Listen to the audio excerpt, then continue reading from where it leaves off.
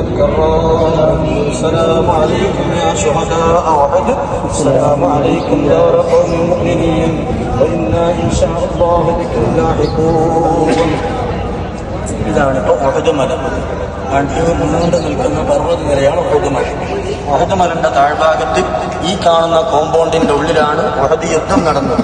നബി സല്ലല്ലാഹു അലൈഹി വസല്ലം തങ്ങൾ അമ്പെയ്ത്തുകാരാകുന്ന സ്വഹാബികളെ നിർത്തിയത് ആ കുന്നിൻ മുകളിലാണ്. ഇവിടെ യുദ്ധം നടക്കുമ്പോൾ കുറച്ച് സ്വഹാബികൾ ആ കുന്നിൻ മുകളിൽ നിർത്തി, ഞങ്ങൾ യുദ്ധത്തിൽ തോറ്റാലും വേണ്ടില്ല ജയിച്ചാലും വേണ്ടില്ല, ഞാൻ വിളിക്കാതെ ഇറങ്ങരുത് എന്ന് പറഞ്ഞ് ആ കുന്ന് നമ്മളെ കസ്റ്റഡിയിൽ വേണമെന്ന നിലയ്ക്ക് അത് സംരക്ഷിക്കാനാണ് സ്വഹാബത്തിന് നബി സല്ലല്ലാഹു അലൈഹി വസല്ലം തന്നെ നിർത്തിയത്. പക്ഷേ യുദ്ധത്തിൽ ആദ്യം തന്നെ ശത്രുക്കൾ പരാജയപ്പെട്ടു പോകുന്നു എന്ന രീതിയിൽ ശത്രുക്കൾക്ക് പിന്തിരിഞ്ഞോളി തുടക്കത്തിൽ തന്നെ. അപ്പൊ അവിടെ നിൽക്കുന്ന സ്വഹാബത്ത് വിചാരിച്ചു യുദ്ധം കഴിഞ്ഞു എന്ന്. അങ്ങനെ അവരെല്ലാവരും താഴെ ഇറങ്ങി വന്നു.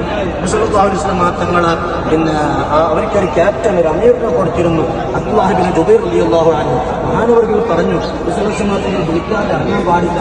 പക്ഷെ അത് കൂട്ടാക്കാതെ കൂടുതൽ ആളുകൾ ഇറങ്ങി വന്നു. ഒരു 10 ചിന്ത